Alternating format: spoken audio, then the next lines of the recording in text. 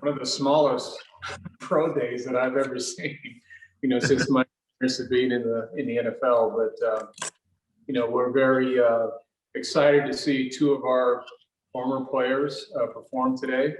Will Sherman and Mustafa Johnson. Both of them look in really good shape. They're both doing drill work, so they did the full gamut of their workout. They started in the weight room with the strength training aspect of it with 225. Both of them are training. Did look good in their workout today. They did the 225 tests and the broad jumps and all the things that the vertical jump. They did the 20 shuttle. They did all the T shuttle. They did the 40. So they did the full gamut. And they both look like they're in really good shape. I think Mustafa was a little bit limited. He has a soft tissue injury with lower leg. All in all, it's a pretty good showing. There's 24 teams represented here, which is good to see for our two players.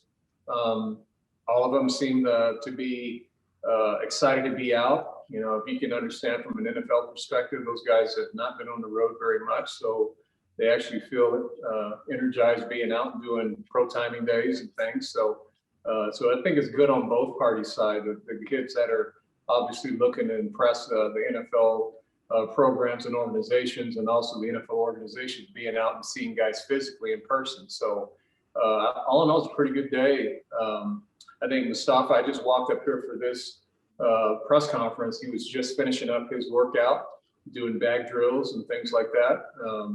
Will Sherman did a nice job. He's one of those guys that I think the NFL scouts are looking at, has position flexibility. Even though Will has been a tackle for us most of his career here at Colorado, but he's actually was doing some center work and some guard work. So just because he has a size that he can be flexible of playing a number of positions in the offensive front. So all in all, I was very impressed with how they look. They look in great shape, and they look to be impressing some people. All right, first question's from Adam Munster Tiger. Hi, Coach. Given your experience coaching in the NFL, what type of advice have you given Mustafa and Will just in terms of entering this whole process? The best advice is for them to just do the best that they can. And I think they both did a really good job of really putting their best out there from what I've seen today. And also be patient with the process, because no question, both of them want to be drafted. Both of them want to be drafted at a high, whatever rounds that their agents are telling them. But sometimes it just doesn't work that way, and you just have to get the opportunity and take advantage of the opportunity. And I remember there was a couple of guys, Maurice Jones-Drew. I'm going to mention a story I have about him. Maurice was a running back I had at UCLA, very good player. Probably first round talent, but didn't go in the first round. Very disappointed by that. And I said, Maurice, it's not where you get drafted is your concern. It's really you getting established, and it's your second contract is really what you want to make sure that you're established in the league, and that second contract that you make, that's really going to show you your earning power and how important you are for the organization. And I don't know the exact figures of what that second contract was for Maurice, but obviously everyone knows here he had a really good career, but he obviously capitalized on his production that he made in the league. So my advice to these two young men is that, just get yourself an opportunity to play and establish yourself, do the best you can, get on a roster, get in the depth, maybe even play, work all those things, but just have a workman's attitude about understanding the process. And sometimes you have to have a lot of patience, and that goes along with it, but don't lose confidence in yourself and just keep moving forward. Let's go to Matthew Sornella. Good afternoon. Sorry, Coach, because my mic was open before. I didn't realize. Some head coaches that I spoke during this pro day process in the NFL, all they talk about the problems that they have with the COVID and other things.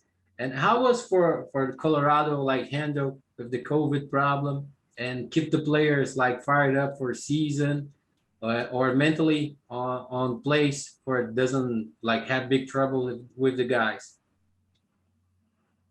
Well, we all dealt with COVID in a number of ways, and I know that regionally across the country it was different for everybody. On the West Coast, where we are in the Pac-12, we were probably more restrictive than other places across the country. So, but I think we all kept a really good attitude about not really knowing the circumstances of how the season was going to unfold, and to just be patient about taking advantage of the opportunities that you do get to, if you get a chance to play, then hopefully you put together a great plan to be successful and play. So I would say, from a player perspective and a coaching perspective, we had to be very flexible, very understanding of the situations that we're dealing with. And everybody had a different scenario. For us, we were healthy most of the year until the last game of the season, where we probably got hit just after finals. And that, we changed a little bit of the health of our team that last game of the year. But I would say for the most part, our players and our coaches adapted very well to the circumstances, given that we didn't really know how the circumstances were going to play out. And I felt that everybody put their best foot forward to making that happen. Brian Howell. Hey, Karl, it's nice to see you. We've got a couple of questions for you. First off, you mentioned the smallest pro day, smallest one I've seen as well. Usually there's about 15, 20 guys working out here. Do you think in some way having only two helps these guys get more eyes on them than there might have been in a regular pro day? I would say for both Mustafa and William, to have 24 NFL personnel from those teams all looking at them that's pretty impressive. It's pretty impressive to get that type of attention. Obviously, for these teams to have an interest in coming to see our kids. So I was really pleased with what I saw. And I know they were excited to work and to perform in front of them. So I think any group, like I said, these guys coming on campus, us getting a chance to work out in front of them, two of our better players last season that had good seasons for us, or they're making their next step into their progress of playing the game. It was a good day, really good day. And I think if you ask them, they'll both tell you how pleased they were with what they've done, plus the attention that they got today. And then my second question is, ironically, pro day was the last thing I covered before the shutdown. I think it happened literally that night or the next day. And so, but every year, your current players are often there watching. And I know that's some inspiration for them to kind of be around, see those NFL scouts, see those guys working out. I'm just curious if your current players were able to watch it all today and be a part of that like they normally are. Unfortunately, no, they didn't.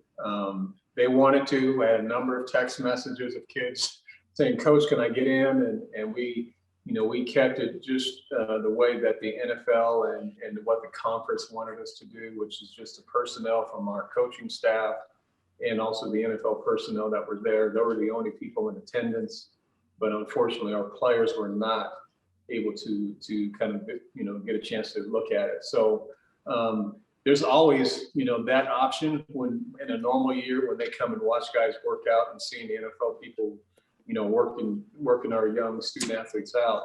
That's always a good learning experience for those guys to see. Unfortunately, this year that was not the case.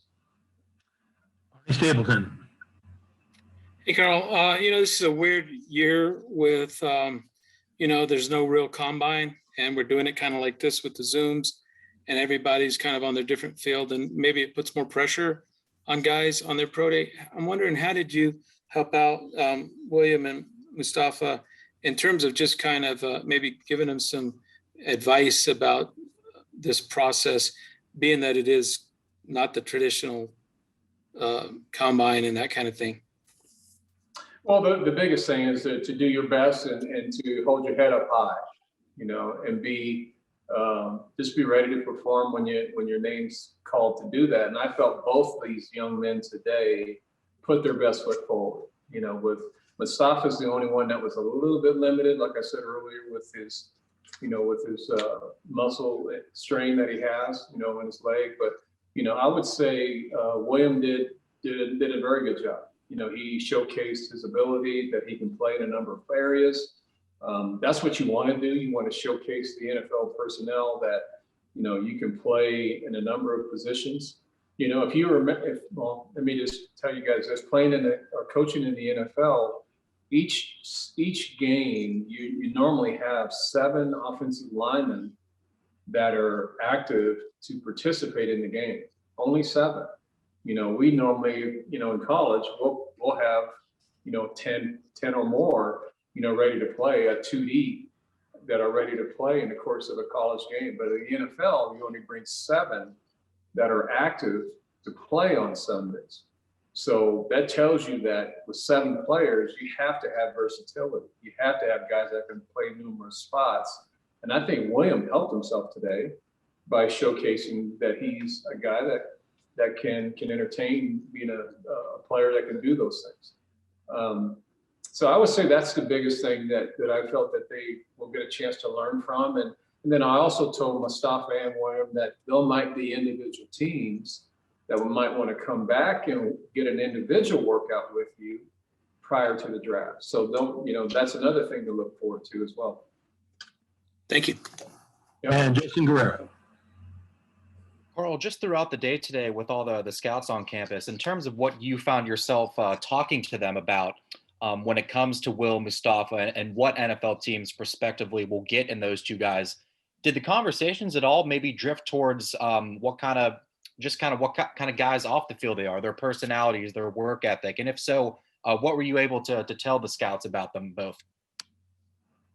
That's a big part of this, Justin, is that the NFL, they're just like us. I mean, they watch tape, they can see players play and perform and execute. But most of the information that is the information gathering that they really take hold of at this time of, you know, of their seasons of preparing for the draft is, what is that player like off the field? How does he learn? Is he a great citizen? Is he a great teammate? Was he a leader for you? You know, all of those different things that come about in conversation.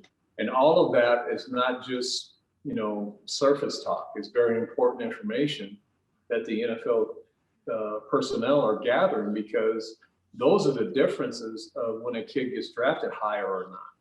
You know, is what he is off the field, you know. And, you know, remember, these NFL teams are investing a lot of money into all these players.